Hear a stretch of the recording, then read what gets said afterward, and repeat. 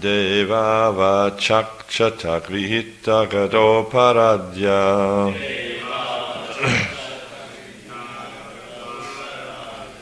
Keyura kundala kirita vitankta vesho. Keyu kunda kirita vitanka vesho.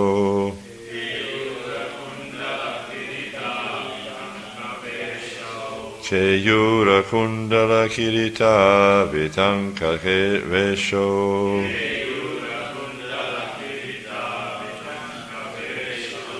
Deva vachakshata grihita gado paradya.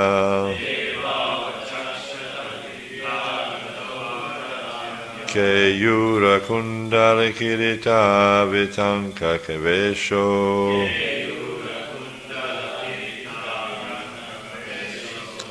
Tasmin natitya muraya sarasad shamana.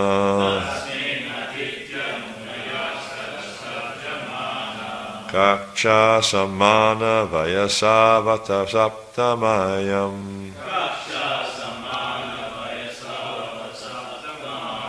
Deva vachakshata grihita gado paradya. Keyura kundala kirita vitanka vesho.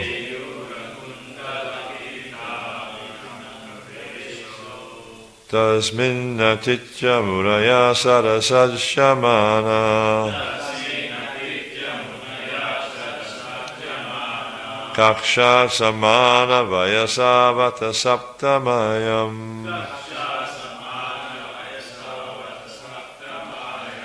Deva vachakshata grihita gado paradya.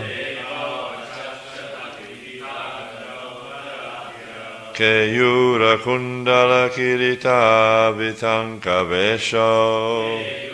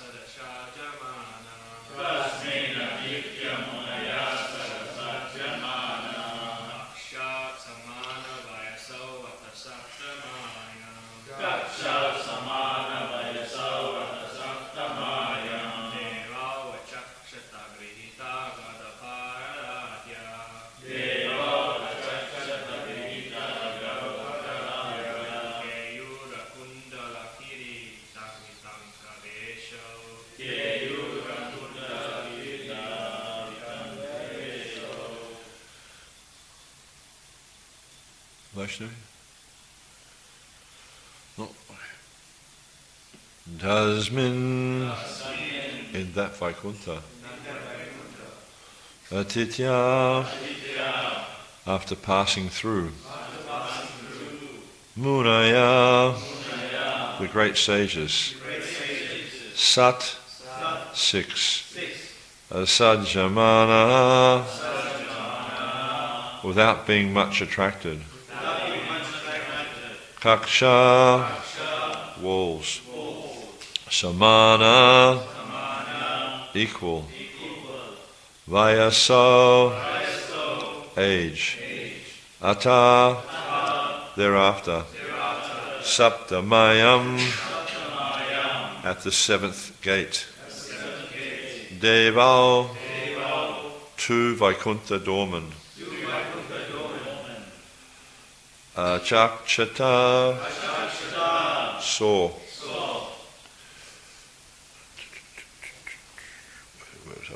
Grihita carrying. Gado, maces. Para aradhya, most valuable. Keyura, bracelets. Kundala, earrings. Kirita, helmets. Vitanka, beautiful. Veshao, garments. Translation. After passing through the 6 entrances of Vaikuntha Puri, the Lord's residence, without feeling astonishment at all the decorations, they saw at the 7th gate 2 shining beings of the same age, armed with maces and adorned with the most valuable jewelry, earrings, diamonds, helmets, garments, etc. Responsively, please. After passing through the 6 entrances of Vaikuntha Puri, the Lord's residence, without feeling astonishment at all the decorations, they saw at the 7th gate 2 shining beings of the same age, armed with maces and adorned with most valuable jewelry, earrings, diamonds, helmets, garments, etc. So this is Brahma. He, after describing, in the earlier verses, he's describing the what Vaikuntha is like. Then with 3 verses, he describes who's not qualified to enter into Vaikuntha, the very fortunate position of being in a human birth, and then he describes who is qualified to enter into Vaikuntha. And now he's resuming his description of Vaikuntha and the sages coming to Vaikuntha and what they see. Then we see we're in verse 27 today, so just an interesting point that was there in verse 26, where he says, Yoga Maya Balena. This is Lord Brahma speaking. So this is quite significant, this statement here, because essentially what it's pointing out is the sages didn't come there by their own volition. They actually came there by an arrangement of the Lord's Shakti. And this is how, because it's Yoga Maya, by Yoga Maya, and Balena means the strength of the power. So by the power of Yoga Maya, they actually arrived there. It wasn't by their own,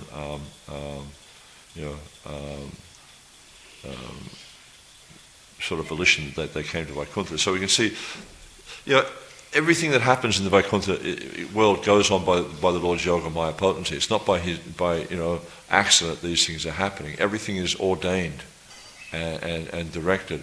So when some personality turns up on the gate, at the gates of Vaikuntha, it's not accidental. It's not like they're just like wandering around the universe and they happen to sort of bump into Vaikuntha or something. No, they come there by the Lord's arrangement and ultimately through his Yoga Maya. And we'll see as the story unfolds why.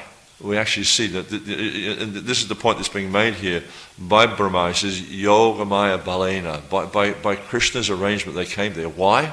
Because they had a duty to perform. What was their duty? It was to curse Jai and Vijay, to take birth in Puri. Because, the Lord's not going to do it. And Lakshmi's not going to do it. Even though we see that Lakshmi had her part to play in this pastime as well, because she's also a Shakti of the Lord. So, according to the Lord's desire, according to the Lord's pastimes, Lakshmi is also going to act in a particular way. So we see how all the Lord's, it mentions in the Upanishads, it says Parasya Shakti Vividaya, that the Lord has multifarious potencies, unlimited potencies, and they're all carrying out different functions. And it may even seem that they're somewhat autonomous in their actions. Just like there's a really a wonderful pastime described in the 10th canto, where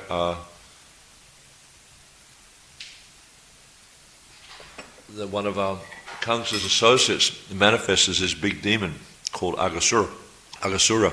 And what happens is Aghasura is lying on the path with his mouth stretched up so high that it's actually up in the clouds. So the clouds are sort of congregating around the top end of his jaw. And then the cowherd boys, they see this and they think, oh, this must be a big cave. Let's go and explore the cave.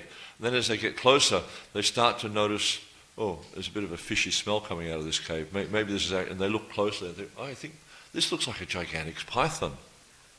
Maybe it's a big snake. And they say, but that's okay, even if the snake tries to eat us, Krishna's going to save us. And so they wander off into the mouth of Aghasura. And then Krishna, he's standing back and he's looking at this and he's just like stunned. And mundane commentators, they'll say that actually Krishna was bewildered, he didn't know what to do. But the acharyas, they give it a very different perspective. They explain that actually Krishna was marveling at how his potencies work. That we see how his potencies make all the Maya Shakti, Leela Shakti, Yoga Maya, Swarup Shakti, all these different Shaktis, they're acting in a way to facilitate Krishna's pastime so Krishna can have loving exchanges with his devotees. This is the whole point of Krishna's appearing in this material world. It mentions in the Gita, Paritaraya Saranam Vinashaya Traduskitam Dharma Sangstapanataya Sambhavam Yuge Yuge, to deliver the pious and annihilate the miscreants as well as to re-establish the principles of religion. I myself appear millennium after millennium. This is certainly one of the reasons that Krishna appears, or the three reasons actually given there. But these are more external. Just like we see in the Chaitanya Charitamrita that there's two chapters there describing the external reasons that Mahaprabhu appears and the internal reasons he appears. The real reason Krishna appears is to engage in loving pastimes with his devotees. Because we see how these different pastimes happen and just the way the pastimes play out, it just serves to increase the devotee's attachment to Krishna, but also it's increasing Krishna's attachment to his devotees. Just like we see when Krishna was a young, like a toddler, like we see this beautiful painting up here. And Krishna would engage in so many different pastimes, of stealing butter and yogurt. And then there was one story there how Yasoda, the cowherd ladies are going and complaining to Yasoda Mai that Krishna, he's coming to our house, he's stealing the butter and yogurt, and he breaks the pots and things like that. And we try to put the pots up and high so he can't reach them. So he gets a stick and he breaks it with a stick and he feeds it to the monkeys, and he stacks up things, to get to them. And we even try putting it in a dark room, but then he's got all these jewels on his body, and they provide so much illumination. And then Yasoda Mai says, I'll take the jewelry off. No, don't do that. But I'll punish him. No, he's so beautiful, don't do that. But it's just like, they're actually enjoying the exchange. They're enjoying complaining to Yasoda Mai, but they are also enjoying Krishna doing these things. And sometimes what Krishna does, if he can't reach it and he can't get a stick and poke it, he'll go up and pinch the babies and wake the babies, and then he urinates on the floor and runs away. And the gopis, they really find these things attractive. And there's another wonderful pastime that he and Balaram do when they're just toddlers crawling around before they can walk. They come into the courtyard of Nanda Baba's house, and they come up behind the calves and they see the tails of the calves dangling down. They don't know what it is, and they grab hold of it. And the calves, they get a start. So they run off. And Krishna and Balaram are holding onto their tails, and they're sort of bouncing along behind Krishna and Balaram. And the residents of Vrindavan, they see these things, they become so attracted. They just think they're so wonderful, to see their beautiful forms covered in the dust of Vrindavan and things like that. So we see how Krishna enacts all these different pastimes. And even there's another wonderful pastime, this Kaliya Mardan, where there's a beautiful, the beautiful actually place called Kaliya Mardan, where if you go there, you can see this very, very beautiful deity of Krishna. It's an old deity. Apparently it was established by Vajranabh 5,000 years ago. And this is just the area, just before Keshigat, and that tree where Krishna danced. Where Krishna stole the clothes of the cowherd girls. many wonderful pastimes there, but this pastime is particularly interesting because if we read this pastime, we see how when Krishna, he kind of, because that tree's still there actually, the tree he jumped into, the Jamuna, where he climbed up the tree and he sort of, because there was this snake was poisoning the waters and the residents of Braj couldn't go there, nor could they play in the water as they were accustomed to. So Krishna, he climbs up the tree, and he tightens up his belt and stuff like that, and he's beating his chest and whirling his arms around like a wrestler, and he jumps into the water. And he's thrashing around because he wants to, agitate Kaliya. And then Kaliya comes and he grabs Krishna and he wraps Krishna up in his coils. Now Krishna, because his intention is to, churn the love that his devotees feel for him, so he didn't fight with Kaliya straight away. He was just waiting, and meanwhile Kaliya thinks he's got Krishna, so he's got Krishna wrapped up in his coils, and he's trying to, squash him. And then all the residents heard that Krishna, and this was going on for some time, he was actually wrapped up in the coils for quite some time. The residents of Vrindavan heard that Krishna was in this lake that was in the Jamuna there, and he was wrapped up in the coils of this serpent, so they all came running down. And as soon as they saw this, they fainted. And Yasodamai, she actually died. When she saw that her son was there wrapped up in the coils of Krishna, she died. And then Krishna, seeing this, seeing how they were so affected, said, I better finish this up. So he fought with Kaliya. And it's very beautiful. It describes how he's actually dancing on the hoods of Kaliya, and he's jumping from one hood to the next, dancing. And the cowherd boys were watching this, and they're thinking, this is so amazing. Krishna is such an amazing person. But then he was also chastising Kaliya with this wonderful pastime, and Kaliya became so attracted to Krishna as a result of this pastime. And the residents of Vrindavan, we see that when he came out of the water, then he glanced over the residents of Vrindavan, they all came back to life. So these wonderful pastimes Krishna is performing is simply to deepen the devotee's attraction for him. So when we read these pastimes also, our attraction for Krishna becomes deepened because we just see how wonderful Krishna is. There's no personality like Krishna. Not even any of the Narayan forms or any of the Vishnu forms, none of them come close to Krishna.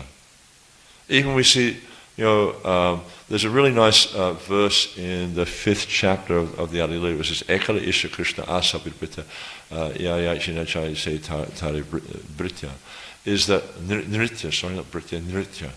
It says, Ekala Ishvara Krishna, there is only one Ishvara, and this is Krishna. All others serve him. All others dance as he makes them do so.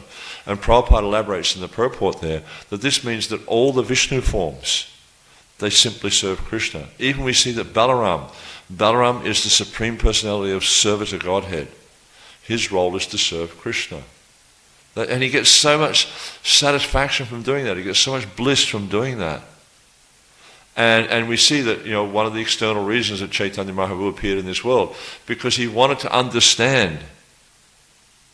Actually, one of the internal reasons, he wanted to understand the feeling that the devotees were getting from serving him, because he didn't know that, he couldn't understand that. It was just beyond his pastime, but it's just beyond his capacity, according to the pastime. So he manifested in the mood of a devotee, so he could experience this joy of serving Krishna. And we see that Mahaprabhu, when he manifested the topmost emotion of this feeling of serving Krishna. I'll read Srila Prabhupada's purport. The sages were so eager to see the Lord within Vaikuntha Puri that they did not care to see the transcendental decorations of the 6 gates, which they passed one after another. So I'll just I won't say anything about that yet, but I'll say something in a minute. But at the 7th door, they found 2 doormen of the same age. Very significant statement. The significance of the doormen being of the same age is that in the Vaikuntha planets, there is no old age. So one cannot distinguish who is older than whom. The inhabitants of Vaikuntha are all decorated like the Supreme Person of Godhead, Narayan, with Shankha, Chakra, Gada, and Padma, conch, wheel, club, and lotus. So a few significant points here. We see in the verse it mentions sad, asad shama, so sad means 6, asad shamana. So this, Prabhupada has translated this, the Acharyas also translate this as without being very much attracted, or without being much attracted. So we see that, even though there's extraordinary opulence in Vaikuntha, it's just incredible. We can't imagine. Like sometimes, for instance, has anyone here ever been to Dubai? You've been in Dubai Mall? I mean, the opulence there is just stunning, isn't it? It's just like, my God, how much money they spent on that place, And even get this right, it's a shopping centre and it's got an indoor aquarium. And it's like gigantic, the walls of the thing are about 40 foot tall or more. And there's 5 metre sharks swimming around inside this thing, And you can actually, you pay money and you can walk through, there's this tunnel, this glass tunnel that goes underneath it. It's incredible. You go to the bathrooms, the taps are gold plated, and it's a wonder no one's stolen them. And it's just like the opulence is just stunning. You won't see anything like that anywhere in the world. Or you can go to in Villa Vrindavan. There's a beautiful temple. ISKCON has a beautiful temple there, Villa Vrindavan, in Italy. It's in the Tuscan hills, a very, very beautiful place. And Bhagawan was the GVC there years ago, and Bhagawan had quite a reputation. He liked opulent things and stuff like that. So the devotees there built him quarters for him, and they were actually designed by Matsuyavatar. Matsuyavatar was actually a designer. That was his interior decorator designer. And of course, in Italy, they have a particular type of finesse. They're very, very cultured, and they do things really wonderful. And so they built, the bathroom's still there, and it's kind of closed off as a museum, kind of, not a museum, but whatever. What do they call it? But they don't use it anymore. But I remember Sridhar Maharaj telling me that when he went there and saw this bathroom, he actually offered obeisances to it because it was so nice. And it's like all marble, and the design of it's just like astounding. It's really, really nicely designed. Gold-plated taps and gold trim and all, So just incredible opulence. And so when we see things like this, we think, wow, this is really opulent. But it's nothing in comparison to Vaikuntha because it's just material energy. Everything in Vaikuntha is made from Chintamani. Even I was listening to a class the other day, Tamal Krishna Goswami, he was giving this class from the Brahma Samhita, and he was talking about the opulence of Vrindavan, and talking about, it says Chintamani Prakarasad Mashukalpa Vriksha. So all the stones, they're Chintamani stones. Now Chintamani stones are a little bit beyond, we hear about the touchstone where you touch something it turns to gold. Things like Chintamani gems, they fulfill all your desires. But the residents of Vrindavan are so uninterested in them, they just wear them as necklaces and things like that. They just, they don't really, they might use them to hold the papers down on the desk or the stuff like, they use them for just ordinary things. They're not attracted. There's that story of Sanatana Goswami. He had a touchstone, and he actually kept it in the rubbish, in the refuse pile. And so someone found out that he had this touchstone, and he came to us, Sanatana Goswami, can I have the touchstone? I understand you've got a touchstone. I'm like, sure, it's over there in the rubbish, help yourself. And so he took it, and he thought, wow, I've got this most valuable thing. Because the thing is with a touchstone, is whatever you touch it to, turns to gold. So this guy's thinking, I've got the most valuable thing here. I can now go and touch things and get gold, you get so much wealth. There was that also that story of, the Shamantaka jewel? Where, anyone who owned that every day would produce so many mounds of gold. And so this devotee was thinking, now I've got this most valuable thing. I've got Sanatana Goswami's touchstone, so I can make as much gold as I like. I can become the richest person in the world. They think, hey, wait a minute. He was keeping it in the rubbish. Why was he keeping it in the rubbish? So he was obviously intelligent. So then he went back and he spoke to Sanatana Goswami. He said, you were keeping this touchstone in the rubbish. That means it's obviously not very important to you. This means you must have something more valuable. He says, I have something far more valuable. And he says, what is it? Throw the touchstone in the Jamuna. then I'll tell you. And so he threw the touchstone in the Jamuna. He said, okay, now what is the most valuable thing? And he gave him the holy name. He said, the chanting of Hare Krishna, this is the most valuable jewel. So we see here that even with the Kumaras, because they were actually, they had achieved a stage of transcendental realization. They were not personalists, they were impersonalists, but they had achieved transcendental realization through many, many years of meditating on Brahman. So they understood there was, like these opulences are all, even though it's Vaikuntha, they're just not attracted to it. And this is the thing, it's like in this material world, there's so many beautiful and attractive features in this material world. It's designed like that by the Lord's material nature to attract us. Why? So we don't get attracted to Krishna. This is Maya's task, is to allure those who are not interested, really, in Krishna consciousness. And just as like we see the story with Sanatana Goswami, the touchstone, is the devotee was told, throw the touchstone away. You've got to give up your attachments for these ephemeral things. Otherwise you won't be able to develop deep attachment for the spiritual nature. So this is, I thought this is a very significant point here, how it's pointing out that they didn't have attraction for even these opulences in Vaikuntha.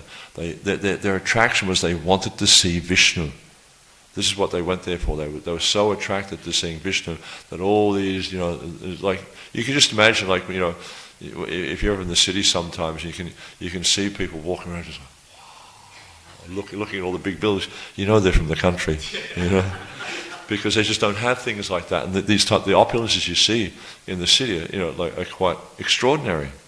I was walking past the top end of Martin Place the other day, and I remember when we designed the deity room here, Lakshmi Prabhu and I, we went through Martin Place, because there's a lot of old banks and stuff in Martin Place, and you look inside of them, there's all these like marble columns and these beautiful capstones, and just the marble work's incredible. So we were just going around checking out all these banks, getting ideas for the design here. So that's what inspired us with all this marble work here. And but we can see it's very beautiful, and it's done very tastefully. But even though these things are so beautiful, in comparison to the opulence of the spiritual world, in comparison to the beauty of the spiritual world, they're insignificant. And actually there's nothing in this, and we need to understand that there is nothing in this material world that really is that beautiful.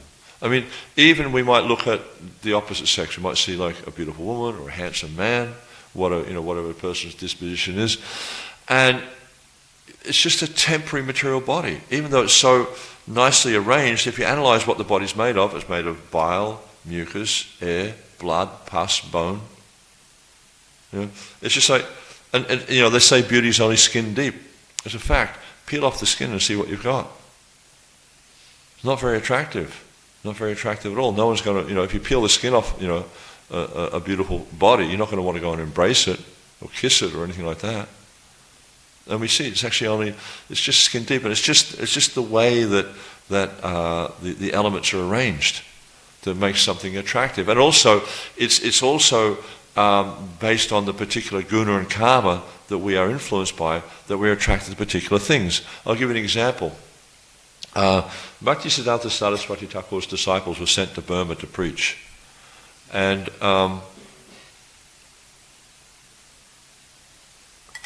so they were doing programs, cooking up feasts and trying to distribute prasad and having harinam and things like that.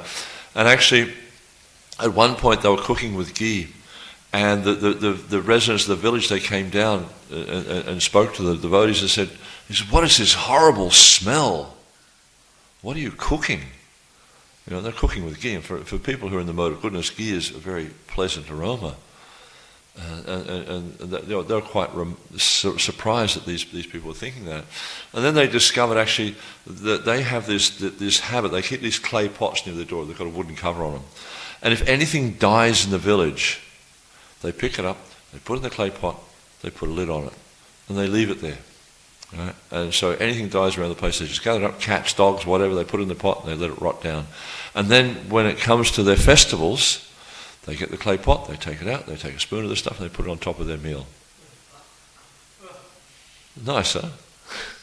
So you can see, because the guna and karma, because they're steeped in ignorance, something like that is very attractive to them. But because something in the mode of goodness is unattractive to them. So according to guna and karma, some people see some things attractive and other things unattractive.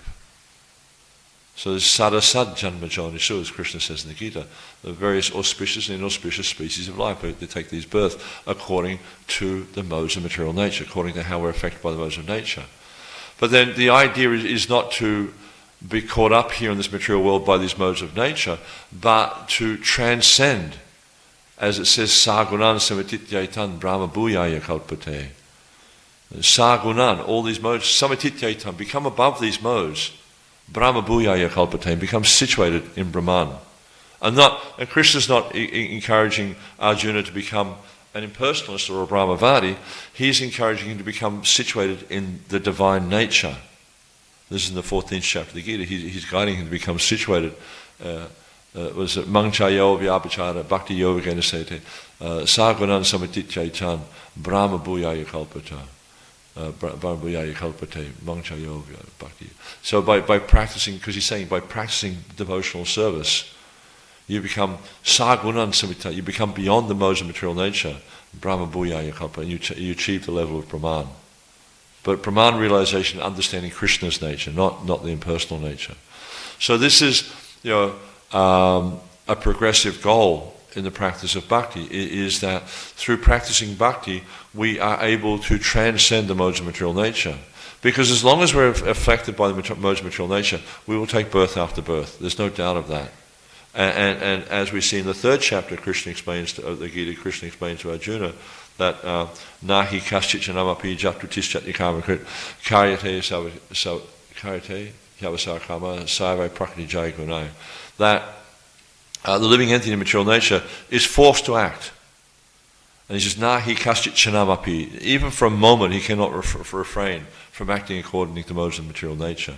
And you'll see this. You just observe people. You'll see whatever mode of nature that they're influenced by, they're acting in that way all the time. So if they're in the mode of passion, you can see they're always trying to gratify the senses, always trying to connect the senses with their objects. If they're in the mode of ignorance, they're always impelled towards things in that mode, like sleeping, madness, all these types of things.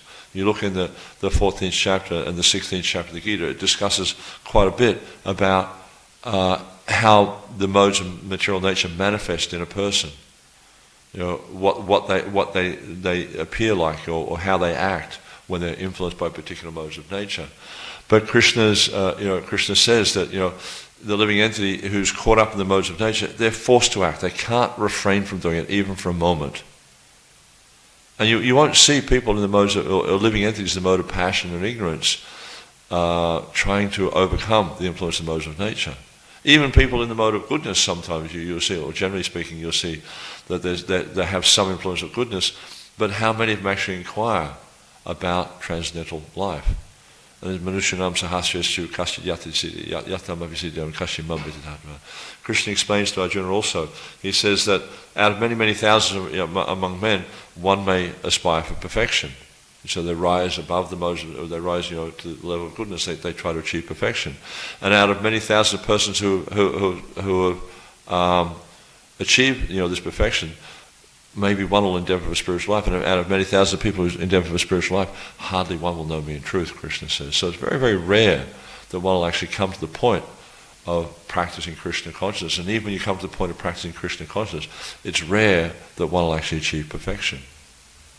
But this process of bhakti that's been given us to by Sri Chaitanya Mahaprabhu, our acharyas and Srila Prabhupada, this enables us to actually achieve this perfection very quickly. Prabhupada would often say, in one life you can achieve perfection. It's rare, it's uncommon, but it can be done.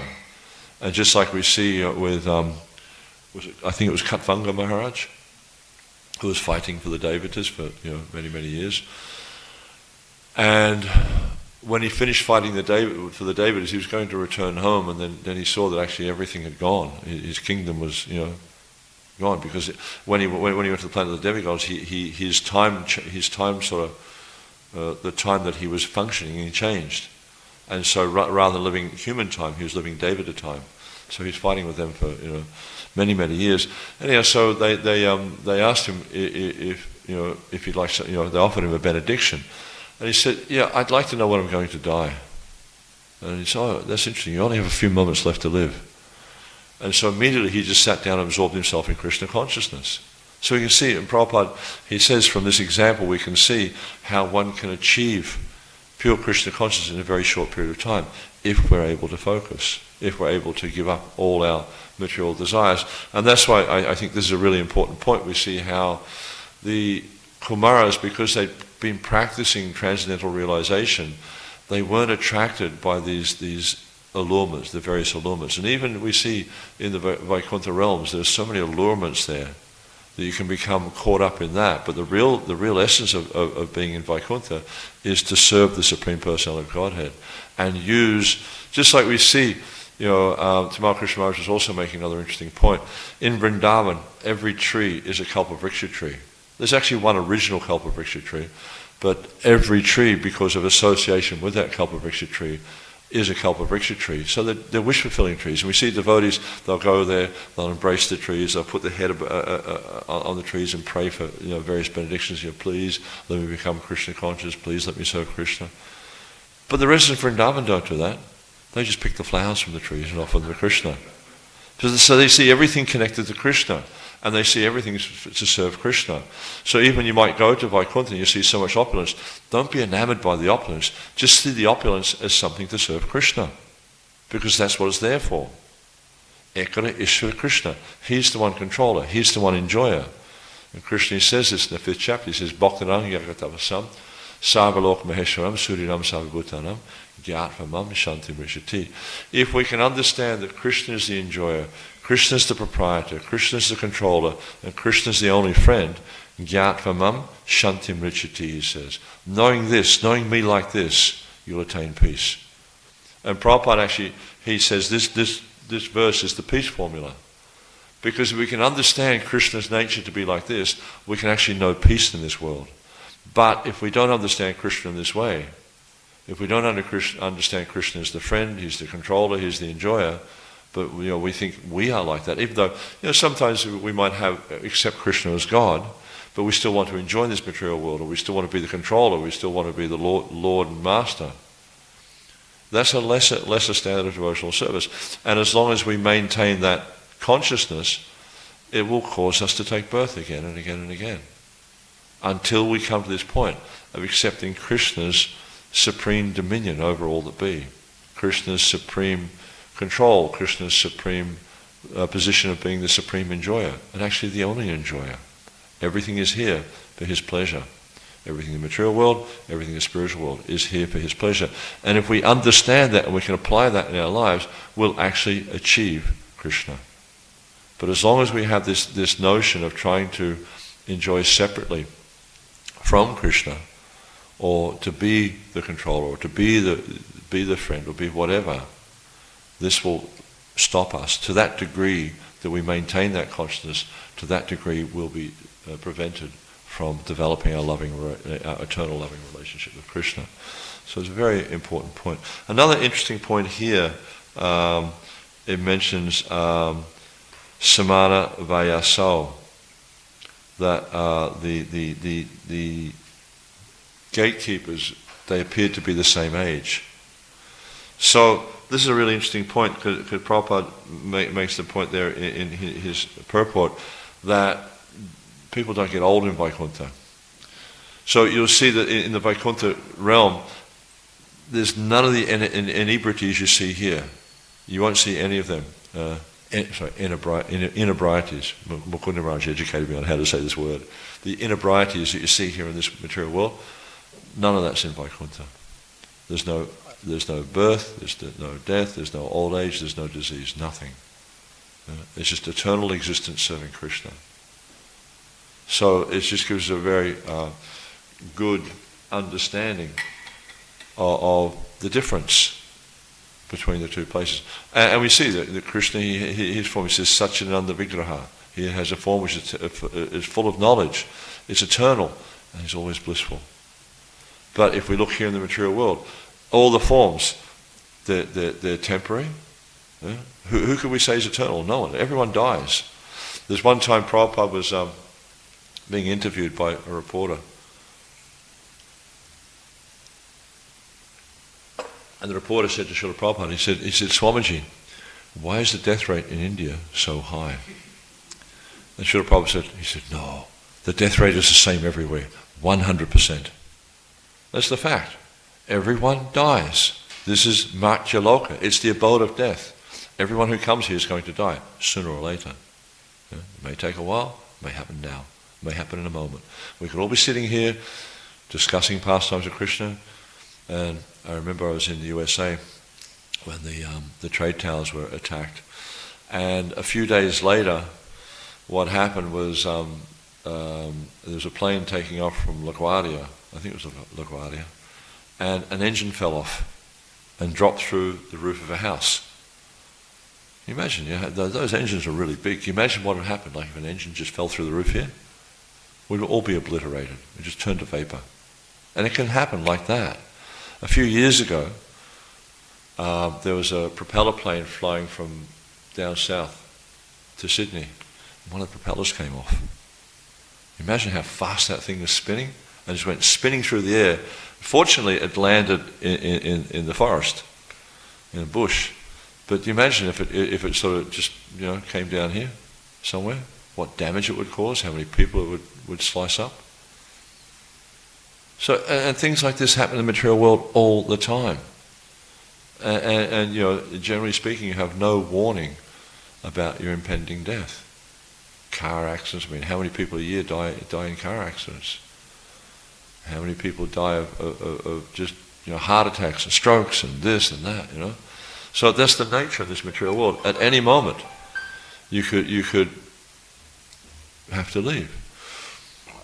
But so there's no kind of warning in this world. So the point being is that rather than worrying about all that sort of stuff, let's just get develop our focus, develop our attachment to Krishna, so that we can become completely absorbed in Krishna, so that when that point comes, we don't worry about all my wife, all my children, all my money. Like you get some people that they like to check their bank balance every day, so they can be like, they know how much money they have, and it's like I remember when I was a child, we used to watch cartoons, and in particular there was what was it, Donald Duck? Huh? Yeah, that's the one, Scrooge McDuck. And this guy was a really weird guy.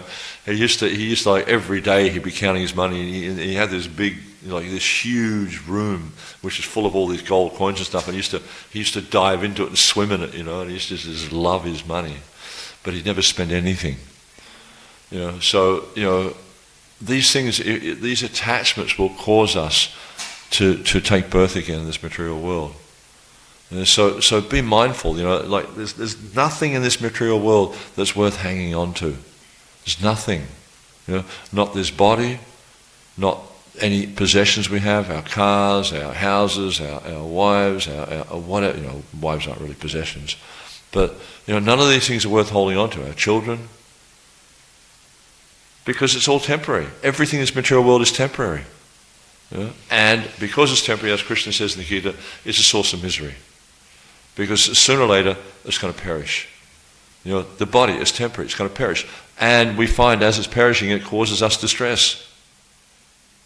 We find when we're driving down the road, someone crashes into our car. What happens? Distress.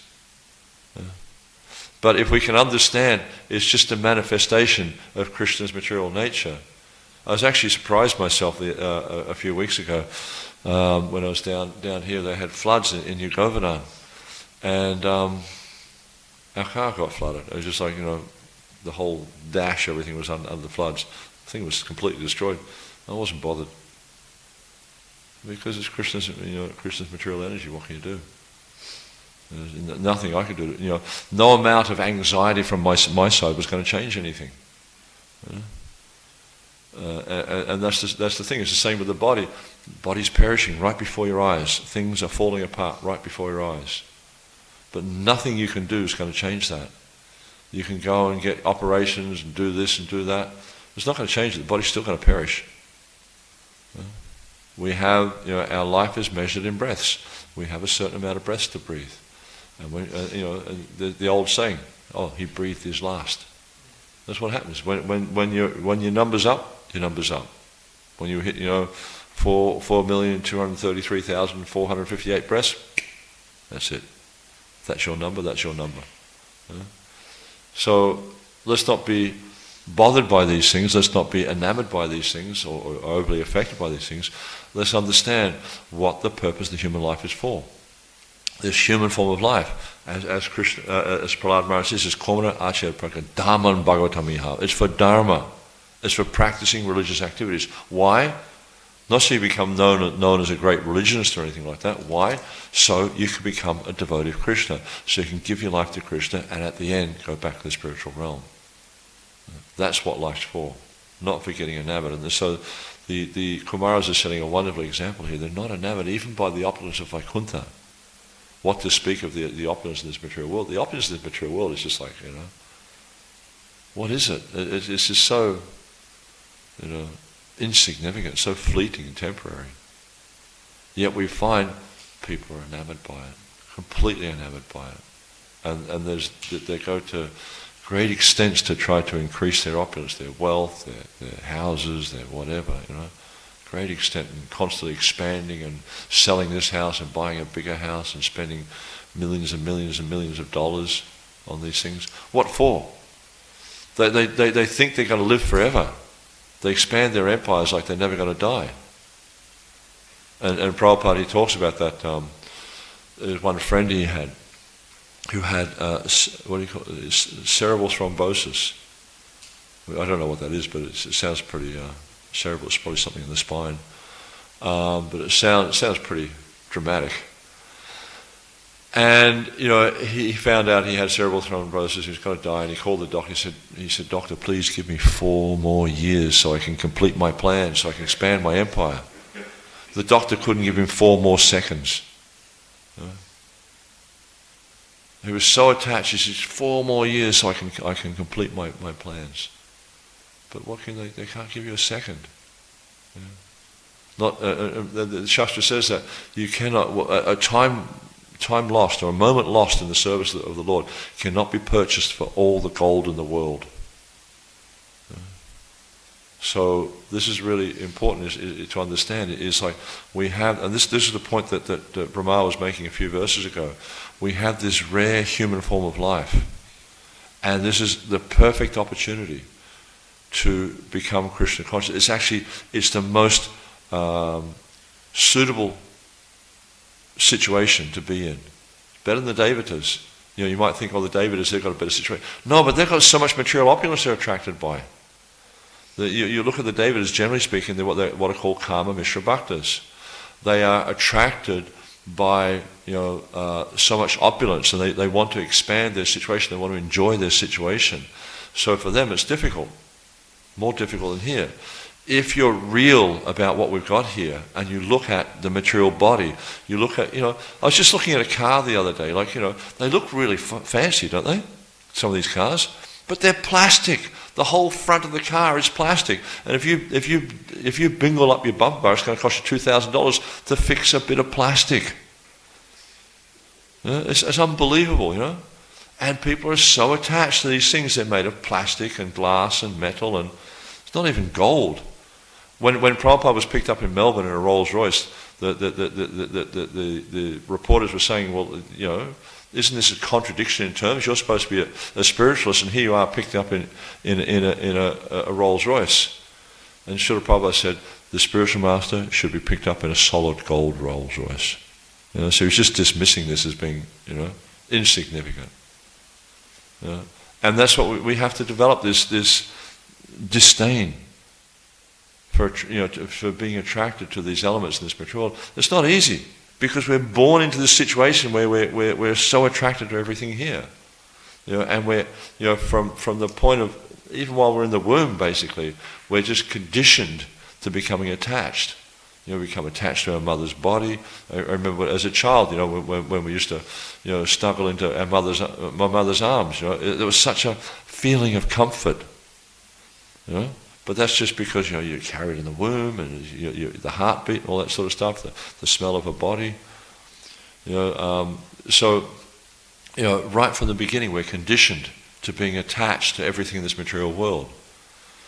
But the spiritual process guides us how to become detached from all of that. And so if we apply ourselves diligently to the spiritual process, we will overcome these attachments. It may take time. For some people it's very rapid, for some people it takes time. But if we apply ourselves diligently, sincerely to this process, we will be able to give up these attachments. And progressively, as we give up the attachment to the material world, we become more and more attached to Krishna. To the degree we maintain our attachment to this material world, to that degree we won't have attachment to Krishna. So it's very connected. It's like, so the more you renounce the material world, the more you become attached to Krishna. So if you want to become fully attached to Krishna, you have to become completely detached from trying to, not like, I reject everything in this world. No, become detached from trying to enjoy it. Become detached from trying to control it. And understand it's there for Krishna's enjoyment. It's there it belongs to Krishna. He's the Ekara Ishvara Krishna. He's the only master. He's the only controller. Accept that. And use everything for Krishna's pleasure. And in that way, you will enjoy so much pleasure. Because when Krishna, it says, Yasmin tuste jagat tushtat. When Krishna is satisfied, the whole universe becomes satisfied. If you become satisfied, that's you. It's only one person, no one else has become satisfied from that. But when we please Krishna, the whole universe becomes pleased. So it's a very simple process. It's just a matter of applying ourselves. Okay, I'll finish there. Any comments, questions? Srikant Sain Prabhu. You were mentioning Vrindavan. There was also, Bhagavan also had the palace in Paris. And I was reading Dina Dharani's autobiography of Yamuna Devi. And Yamuna Devi was brought into the palace there and was brought into the quarters. Yeah. Bhagavan's quarters, and it was just amazing. It was just stunning. Yeah. And everyone was ranting and raving about it. So when Yamuna Devi went, she saw all this pomp. She went, and then Bhagavan was turned around in the chair, and then when she came in, he turned around, and he says, "How do you like the quarters?" And she says, "Not as good as a tila," which is I found that quite insightful because we have so many stories in the devotees movements, not just in ISKCON, but of opulence and that being a driving force in I guess the destination of certain propagation of the movement. We also have in Gaudiya Math, we had the Bhag Bazaar and how that caused a lot of problems. But Prabhupada was different to that. He encouraged the use of this opulence in propagating Krishna consciousness. Yeah. But still we see that there's some drawback. So should we abandon that approach, or what's... See, having lived through that period of ISKCON and seeing what happened is, at least in my assessment of it, is you had devotees who were not necessarily as advanced as they thought they were, and being given so much opulence and actually becoming enamored by that opulence.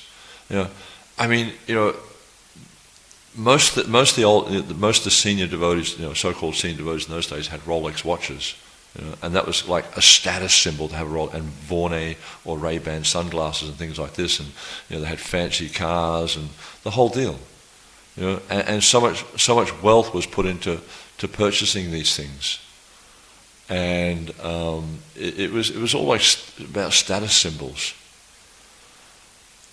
Yet we see that there's a story where Srila Prabhupada was given, he was in New Vrindavan, and he was given all these gold rings with jewels and stuff like that, and so he put them all in his hands. He said, "This one is a Radha Vrindavan Chandra, this one's this." He gave them all away. He didn't keep anything like that. He was given so much opulence, but he just used it in Krishna's service. So we see, like, if we are given opulence, if we keep it for ourselves and we're trying to enjoy it, this is a sign generally that we're not that advanced. Of course, we do see, like, someone like Pundarik Vidyanidhi, for instance, had extraordinary opulence, but he wasn't attached to it. But if we have opulence and we're attached to it, this is a sign that we're definitely influenced by material nature. But if we can, use these things in Krishna's service, and it's just like, Prabhupada wanted devotees to have nice cars, for instance, because one time he was picked up in Melbourne in a Volkswagen, like a Kombi van, right?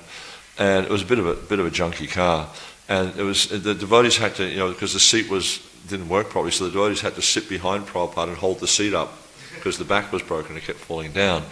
And then, Prabhupada was happy that they were working hard on that, and he got out of the car and he said, we should have nice cars. But he didn't say we should have Lamborghinis and Ferraris and all that sort of stuff. He just said nice cars. So nice cars, not junky cars. But also, when we have these things, we should look after them. Not for ourselves, but because it's Krishna's car, and we look after Krishna's things. We keep Krishna's temple beautiful and clean. We keep Krishna's cars beautiful and clean. We maintain them in good order. Not that we kind of look like a bunch of hippies and drive around in cars that look like they should be compacted. We should have nice things, but use them in Krishna's service.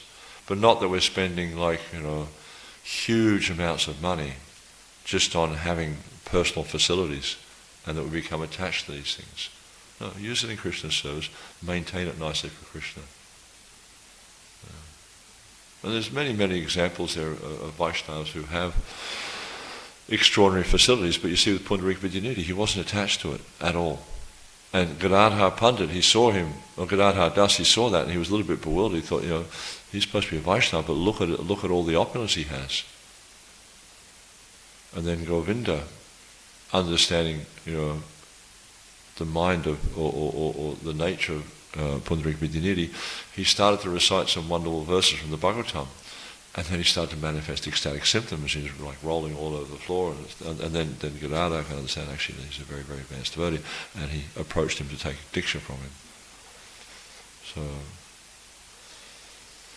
there's nothing wrong per se with opulence, but it's just how you see it. Do you see it for your enjoyment, or do you just see it for Krishna's enjoyment? It's just like, like I was saying before, this altar, all these singer sons, they're gold plated. So it's very, very nice having the opulence for Krishna. The beautiful marble, the Patara marble on the front, that was very expensive marble. The one in the middle of the floor there, that was also very expensive. But it was like, we don't do it for ourselves. We don't do it in the brahmachari ashram. We do it for Krishna. But the thing is, like, we have the brahmachari ashram. We should look after it, keep it clean. Always should be clean, orderly, neat and tidy. We do everything, for Krishna's pleasure. Not that, Krishna's not in the ashram, so don't worry about it. No, Krishna's also, it's part of his, it's his property. So we must keep that clean. We keep our homes clean, we keep our cars clean, we keep our cupboards clean, everything we keep clean, neat, clean and tidy. For Krishna, not for us, for Krishna. And with this mentality, by doing everything like this for Krishna, we will transcend attachment to the material nature. But as long as we're trying to enjoy it or trying to neglect it, this attraction and repulsion are the same thing. They're just opposite sides of the coin of passion.